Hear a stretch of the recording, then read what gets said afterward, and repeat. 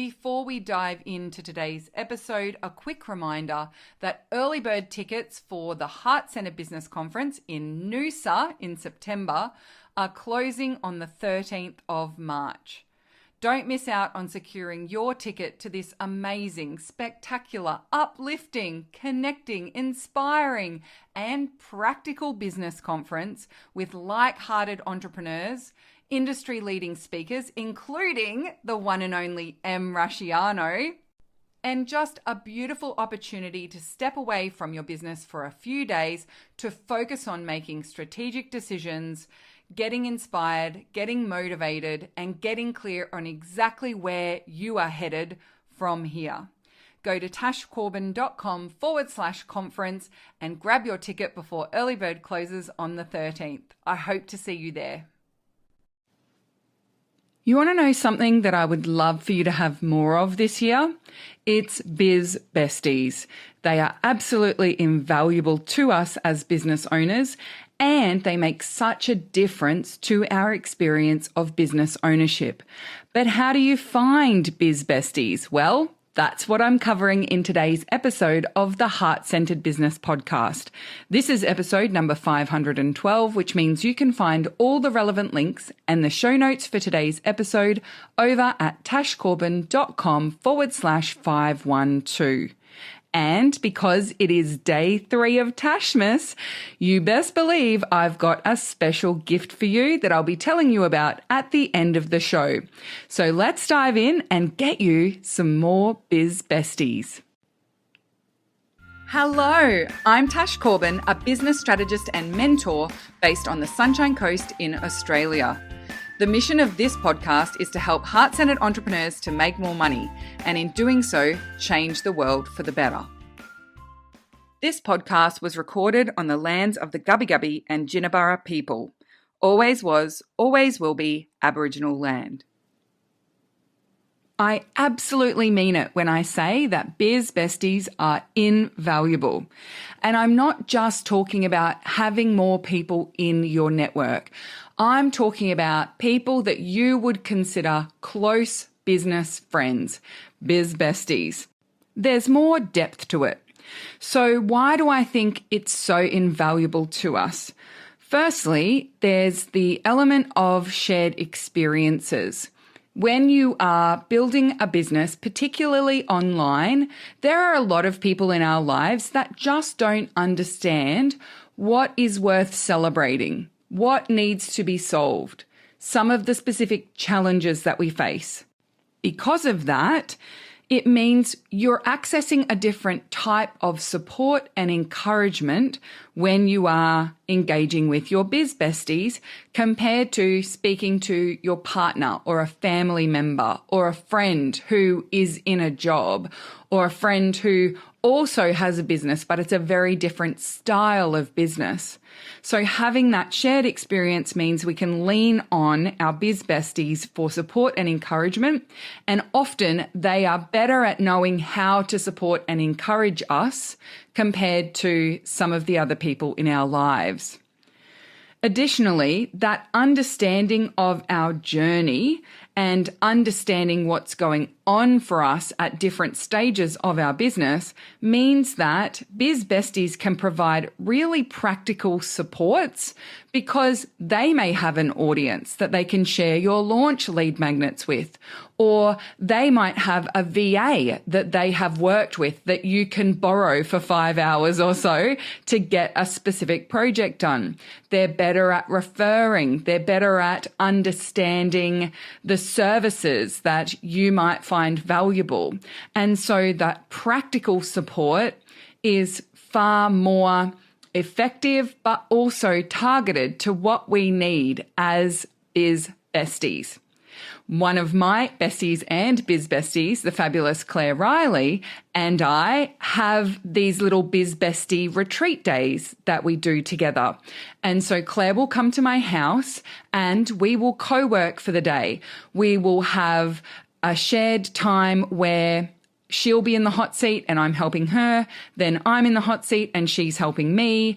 And that very practical support of me being able to be in Claire's very organized, very efficient presence and her being able to be in my creative problem-solving presence means that we both really benefit very practically and tangibly. And there are lots of other ways that we can support each other with co-working, accountability, sharing our goals, checking in on our goals together. Seeing your biz besties being the first people to comment on your posts on social media can make a huge difference to how you feel about your business moving forward, how you feel about what you're working on and how effective it's going to be. And it just feels like there's that extra little layer of visibility from someone who knows what you're going through, who cares what you're going through, and who fundamentally wants to see you succeed. Before I dive into how you find biz besties, I want to make a few quick notes about nurturing biz bestie friendships first. So number one, I think it's really important to approach a biz bestie friendship through the lens of I'm going to give what it is that I want to get, and role modeling being that proactive, supportive biz bestie from the outset. If you connect with new people, if you start to find people who you think, oh, they might be a potential biz bestie for me, if you just sit back and wait and see if they'll engage, wait and see if they'll support you, wait and see if they'll comment, then it's almost like you're keeping them at arm's length distance from the very outset. So what I like to do is if I meet someone new and I don't know whether we're going to be biz besties or not, but I feel like there's definitely some symbiosis, there's definitely some vibing going on, I'll think about, well, what is it that I would want from a biz bestie relationship? What is it that I think would be valuable for us? And then I proactively just give it to them without expectation. So it might be a little DM check-in every now and then. It might be engaging on their posts on social media. It might be giving them a shout out or referring a couple of people through to them. It might be asking them what their goals are for the quarter. It might be sharing a little valuable or vulnerable insight from behind the scenes for me. So I'm kind of taking the lead and really leaning into I'm willing to be quite vulnerable with you if you're willing to be vulnerable with me. And I have done that from the outset of my business, sometimes better than others. But the more I lean into being proactive and giving what I want to get, the more likely it is that we really generate some great connection and pick things up quite quickly, or it's quite clear that it's not a reciprocated idea of a friendship or relationship. And so I can be clear that I've done what I can to try and nudge it along. And if it doesn't work, that's okay as well. And so that real giving without attachment, without expectation, it's one of my principles when it comes to marketing and lead generation with potential clients as well. So it's probably unsurprising, but I think it's one to be nice and clear on and make a considered effort towards if you're wanting to build those biz bestie relationships. Which brings me to number 2, and that is you need to be a little bit courageous and vulnerable, because it's hard to make friends when you are an adult. And it feels even tougher in this very disconnected world. Everyone seems to be so strung out and busy at times. And so you can make assumptions that they're too busy for you, or they've got plenty of friends and they don't need you as a friend. It takes courage to actually reach out to someone and to ask if they would like to catch up for a coffee, or ask if they would like to, come on your podcast, or if even just reaching out and saying something nice to someone that you'd like to be biz besties with can feel like you're putting yourself out there, and that feels risky, but it's so worth being courageous. So let that guard down a little, okay? Number 3 is related, and that is to take responsibility for consistently initiating conversations and communication. Be proactive in your nurturing of that friendship, of those communications. I've previously talked on this podcast before about when I was working in corporate and I was working in the city in Brisbane. I would catch the bus to work or from work. So most days I'd walk to work, catch the bus home, or I'd catch the bus to work and walk home. And so whenever I sat on the bus, my number one task that I did, it was like a real habit, was I would pick up my phone and I would send messages to as many of my friends as possible.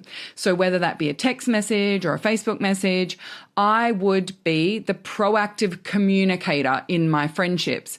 And the reason for that was because I had the capacity. I was sitting on the bus.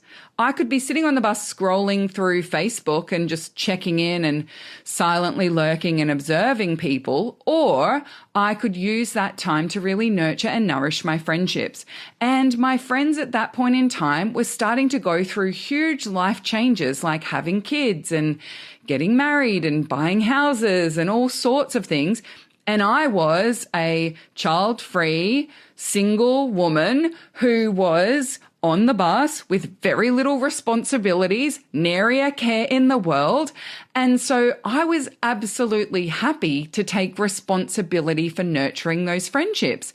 I was fine with that. I didn't resent it. I absolutely loved that I could do that for us as friends. And so that can sometimes be quite seasonal. Then when I started my business, it became trickier and trickier to be the one organizing the catch-ups because I was never in the city anymore. And so some of those friendships dwindled away because I wasn't able to be as proactive with them. But other friends stepped up to the plate and kind of took more of that responsibility for communication, and those friendships deepened. And so especially in the first 6 to 12 months of a biz bestie friendship, I just recommend taking that responsibility and being the proactive communicator. And in doing so, if the person you're establishing that friendship with has a bit of a hot mess situation going on right now, or they're a little bit strung out, they're a little bit busy, then that's not going to result in both of you not communicating with each other and also worrying that, oh, they didn't message me because they don't like me or they don't want to be friends with me. Just make the assumption that everyone is excited to hear from you when they do. And even if they don't reply, they enjoyed reading your message. They just didn't have the space to reply at that point in time. So I think even putting a little reminder for yourself or having one of those habits, I mean, it's probably one of the biggest things I miss about my corporate role was the commute, because it just felt like free time. I had to be sitting on the bus anyway. It was when I was booking appointments. It was when I was looking after my friends. It was when I was being so proactive with my life admin. And so having that carved out time and space was really valuable. And so find ways that you can carve that out for yourself. It might be a couple of days a week in the morning as you have your coffee or your cup of tea for the morning. It's a nourishing friendships little session and you're having a cup of tea, and instead of doom scrolling and seeing what certain people around the world have done today, you instead decide to nourish and nurture the friendships and connections that you have with potential biz besties. So creating a little bit of space to be proactive in your communication, I think, makes a huge difference. And then the final one is just be mindful. This will bring up some stuff for you. We have been conditioned most of our lives to believe that we are in competition with each other and other marginalized people. We've been conditioned to believe that nobody likes us and to keep an eye out for signs of rejection. We can potentially have that rejection sensitivity. We can see someone who doesn't give as much as we give to them and start to be resentful of that, despite the fact that we never actually have a conversation with them about it. And so just be mindful that developing friendships, developing biz bestie relationships, it's going to bring up your stuff. And what's important here is to keep an eye out for it and remember it's yours. remember, this stuff is your stuff. And so even just whenever I am in new friendship groups or a friendship group has brought in some new peeps or, I go to an event and there've been a couple of friendship groups combined for someone's birthday or whatever it might be, I'm very mindful to do lots and lots of journaling and bring to the surface any of my feelings that are coming up. So a biz bestie of mine was moving away and I was feeling like, oh, she's going to be best friends with all these other people. And maybe she's not going to be friends with me as much as we were when we were living near each other. When I journaled through it, it was all about feeling rejected, feeling like I've been left behind. But also the reality was we didn't see each other in real life a lot anyway, and 99% of our communications were online, and that wasn't changing. And so I just worked through it in my journaling to get to the point where, well, what is it that I want to do? I want to make sure that when my friend moves away, I am going to continue to nurture and nourish that friendship with lots of messages and, making sure I'm engaging on their socials and just making sure that even though we're geographically further apart, my presence is still known. And that made such a difference for me. And I can see through all of that journaling that actually it was all my stuff. There was nothing for me to actually bring up with her. There was not a problem. There wasn't an issue. She wasn't leaving me. She was moving away. That's a very different experience. I mean, she was divorcing from her husband and moving to another state. That has nothing to do with me. And so being able to be clear on that and journal on that. And now, 5 years on, we're even closer than ever. And she comes and stays with me at least once a year, which when we lived near each other, we never had sleepovers because we lived too close to each other to warrant needing sleepovers, which is a lie, by the way. We need to have sleepovers with our close by friends as well. But I think that was a big one for me. It's just making sure I journal on those things and pay attention to what it's highlighting for me rather than making every potential issue that comes up between us something that we have to unpack together and dissect together. No, we don't. That's actually just my thing and I'm going to deal with that on my own. That's fine. And if there is out of all of that something I need to have a conversation with them about, we can have a conversation about it. But ultimately, it just brings up a lot of your stuff.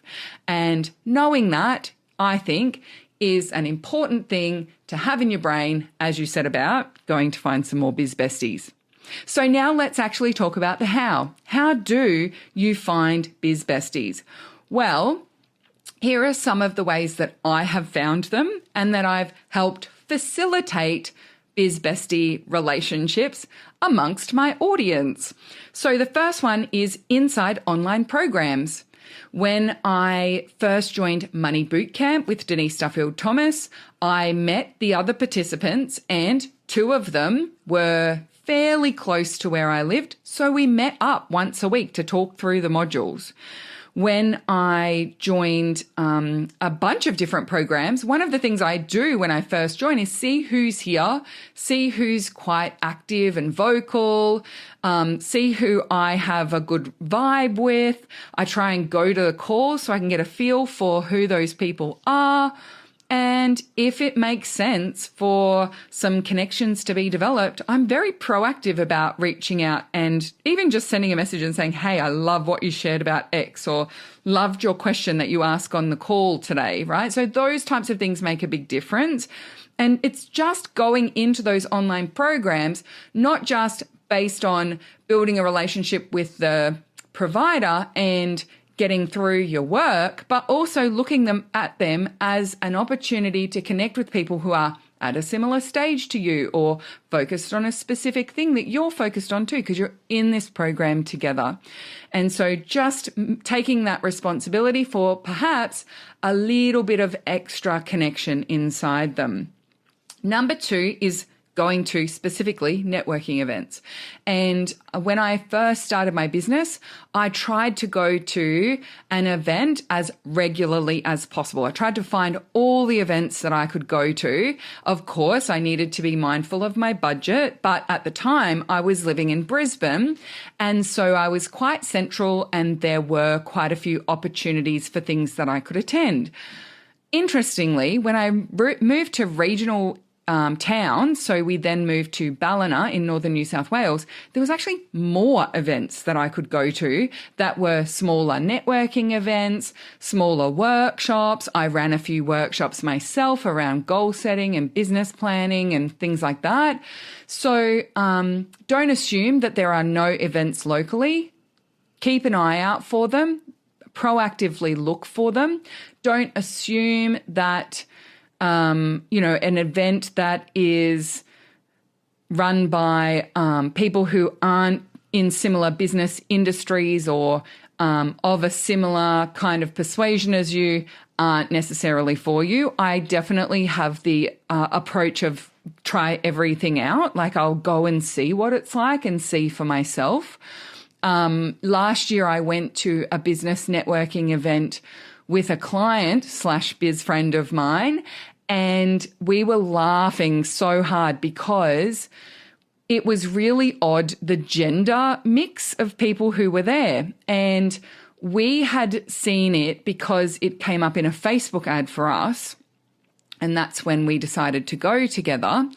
And when we were asking people around the room, one of the questions we asked most people we spoke to was, is this your first time coming to this event? And for all the men, no. And for all the women, yes, this is our first time. And so we were giggling because we're like, clearly these guys have had this networking event running for a while, and it's only been attended by men, and they've decided they need some more women in the room. So they ran Facebook ads specifically to women. And so all the women there were first timers. But even the dynamic in the room was all the men had clearly knew at least someone else in the room. They'd been to these a few times before. They all knew what was going on. And all the women were just like, okay, so where do we go? What do we do? And no one was like helping us to try and figure out what we were supposed to do. It wasn't even clear whether we had to pay for our drinks. It wasn't clear. They had said that food would be provided. And so a few little nibbles came out before the speaker, but then the speaker didn't start talking until like 7:45 at night. And so we were then going, wait, are we having a late dinner? Like, what do they mean by food provided? Because we literally had just had like 2 or 3 little tiny pastries each. And so we're all looking at each other because none of us have had dinner, and all the boys had actually been downstairs having dinner at the venue before they came up for the networking event. But it started at 6 and it said food included. And so for all of us first timers, we were starving by the time the event was done, and we were just giggling so much. And so like, even though like the event itself wasn't necessarily open to new people, like it was really weird. They clearly wanted new people because they were advertising it. But anyway, that was a whole thing. It was sort of like we had this camaraderie amongst the women who attended because we were all first timers, and we were all just in hysterics about how poorly organized it was, but also how poorly they did at making the people they'd paid to advertise to feel included and welcome and clear about exactly how it was going to run. And so, yeah, we're in stitches about it. I haven't been back to that event again. I probably will go again at some point in time, but I've stayed in touch with 5 people that I met at that event. I don't know that any of them will become biz besties, but it was a lovely way to connect in with some new people and new local people in particular.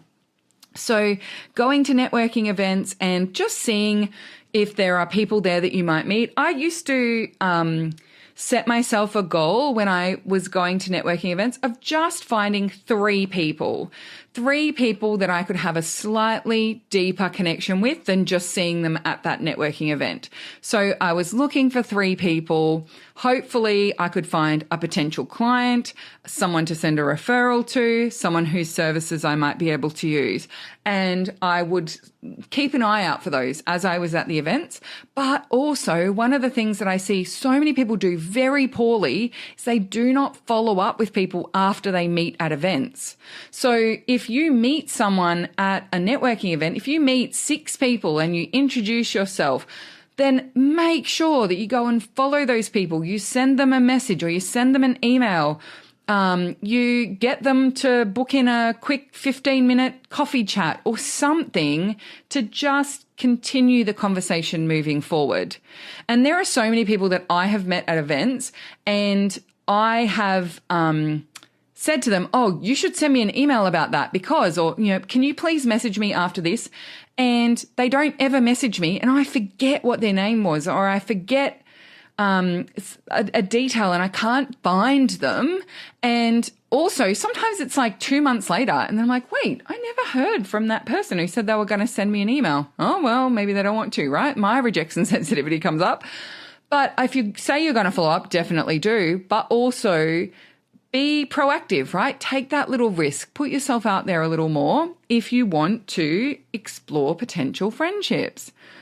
The third one is conferences. So I would put into this category not just networking events where it's literally to meet people, but any of those events that you're going to learn something. So even if it's like a workshop or a half-day program of something or a full conference like the Heart Centre Business Conference, going to those events where you're all learning about a specific topic together can also be really helpful because often that topic is relevant because you're in similar businesses or you're in a similar industry or you're on a similar stage of business where this type of thing is appropriate to learn about and come to. So conferences and events where you're learning something can be a great place to find biz besties as well. Be proactive. Say hello to a few people. Don't just throw business cards in people's faces. Those business cards will wind up in the bottom of a purse, in the bottom of a backpack, and one day in the bottom of a bin. And instead, I want you to pay attention to who you're meeting, get to know them, go and follow each other on social straight away if you want to, but ultimately have some sort of connected channel where you're actually talking to each other. Something that I like to do when I think of it is to, rather than just follow people on social media or suggest that we follow each other, is to find them and send them a DM while we're standing there. So I'll say, hey, this is Tash. So lovely to have met you at X event, sending a DM so we can stay in touch rather than letting the algorithms decide. Because I do find if I just follow people on socials, it's waiting for them to show up on my feed, but then I also don't remember how I know that person or why I'm following them. And so instead, having those DM conversations to me feels so much more straightforward and easy. Or you could do it on email if you prefer email as well. Next up, we have Facebook groups. Now, unfortunately, in some of the larger free Facebook groups these days, there are quite a few people who use the let's be friends strategy as a lead generation strategy. And so that can mean that either you have people reaching out to you and you think that they're interested in more of a business friendship or a peer relationship when actually they just want you to be a lead. And also, if you are trying to reach out to people to establish a friendship with them, they may assume that you are using those kinds of strategies.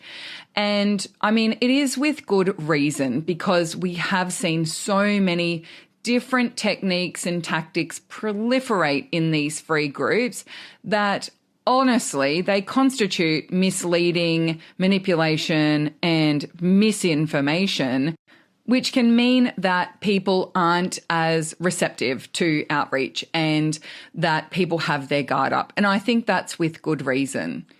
I've previously shared that one of the reasons I moved the one of my 5-day challenges to have its own group that was private and then hidden was because that so many participants in the challenges, when they were sharing into the Heart Center group, when I was offering it for free, were being targeted by people who were offering to, let's buddy up and do this challenge together, even though that person had made the offer to 50 people.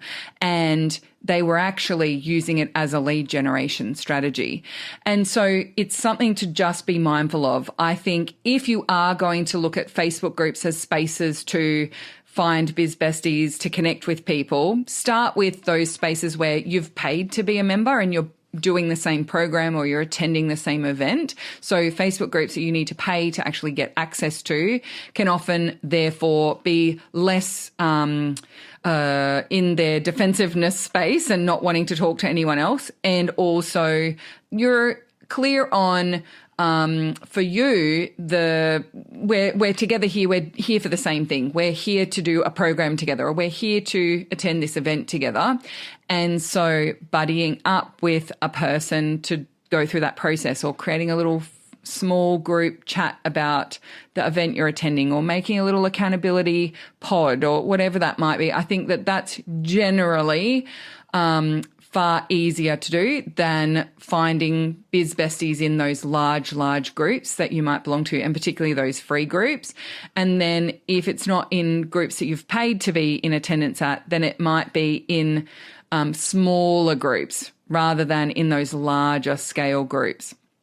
And so, I want us to have a lot of compassion that there are plenty of people who are in groups who just are not open to having DMs conversations about being friends. I mean, ultimately, you've got to have a reason for why you chose them. And if the only reason you chose them is because, you're in that big group of 30,000 people together, then why did you choose them out of the 30,000 people? And so just paying attention to maybe people who are engaging more on your content, people who are sharing about themselves in the groups that you're in, and then you see that you've got something in common, or you see that like you might vibe with them. I still think it's worthwhile trying to establish a business friendship with those people, but just hold a lot of compassionate space. If you are rejected from trying to make friends with someone in a free group, please don't assume that they're not open to talking to you at all if you go to an event together, or if you end up both in a paid program together. I would just treat everything as a fresh opportunity to generate and facilitate that connection. And the other two, which are probably a little more loose, but I have made some great biz bestie friendships with people who are in my audience. And I think that's part of the power of the model of business that I subscribe to, because it's not hierarchical. There's no pyramid that we're all climbing to the top of. I don't have an I'm above this person relationship with anyone. So, for example, my mindset practitioner is I'm their client and they're my client. I have my website developer. Last year, she was my client and I was her client. And so because of that, it's this very flat structure, right? We are all in circle together. We are all peers with each other. Even if we buy from each other, we are still peers because we're whole human beings. And I don't have to position myself as above you or better than you in order for you to want to engage my services. That makes it so much easier to develop some of those friendships with people who are your clients or your potential clients, or they're in your audience.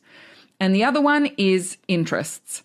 And I really do believe that it is important for us to have hobbies outside of our businesses and to have interests and connect with communities outside our businesses.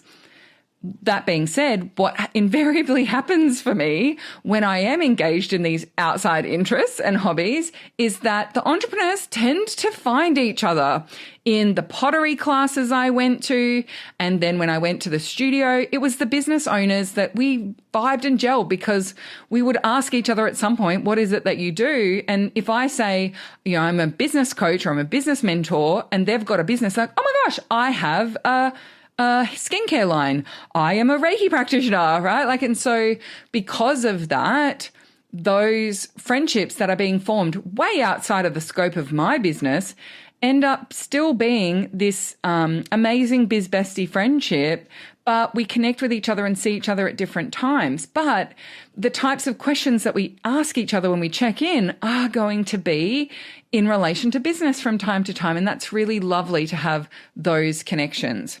So have a think about where you might be able to find your biz besties. What have you got coming up? What are some of the things you might go to or enroll in that you maybe had been sort of second guessing yourself?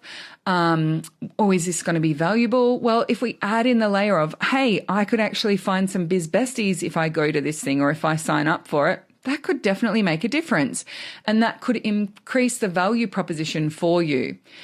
Now, one of the things that I like to do, being that one of my top 3 sacred money archetypes is the connector, is that when I facilitate programs and events, I try and facilitate some opportunities to generate these connections because I know it's hard to make friends as an adult. I know it can feel a little awkward and uncomfortable. So one of the things that I do is I facilitate the opportunity for people to have small group masterminds together inside the Takeoff program, inside some of my events. I'll encourage people to form what we call a pod and just get to know each other a little more deeply. At the Heart-Centered Virtual Business Conference, one of the most valuable sessions is the speed networking session because you're getting to know a bunch of people at speed, and there are a lot of ongoing friendships and relationships that get formed during that speed networking. At the Heart-Centered Business Conference in Noosa, we have table mixers where when people sit down at a new table, we have a little bit of speed networking time at the table. We also do round tables at conference for that very reason, because it is more likely to facilitate connection and conversation than if we have everyone sitting in rows. But we also have long breaks with food to create space, and we encourage people to reach out to each other and go and sit at a table of people that you don't know. And there's something really gorgeous about sharing a meal with new people as well. Like, there's something powerful about food, I reckon, and it just opens the conversation really beautifully. And so there are so many different ways that I love to facilitate that connection for others, because it is something that I think comes quite naturally to me. Even though I'm very awkward amongst strangers, I still am an extrovert and I'm still a connector. So I get over it pretty quickly, even though I might feel quite anxious about being in a room full of strangers. I'm someone who my relief comes from when I strike up a conversation with someone, rather than just prolonging that anxiety and standing there drinking my cup of tea thinking I've got no friends. It feels like it's relief to finally find someone to talk to. So I just try and find someone as quickly as I can. And now I'm fine. My extrovert self is fine. That brings us to the end of this episode of the Heart-Centered Business Podcast. Hopefully you've found that helpful and you've got some strategies to go out and find a few more biz besties to really tap into that next level feeling of connection, support, shared experiences, helping each other, encouraging each other along the way, and getting together practically to help each other, like through co-working or accountability or sharing your goals, or even just engaging on each other's content. Now, I have a gift for you because it is day 3 of Tashmas, and it's a competition to win a VIP session with me, or you can choose to take $500 in Tash Cash.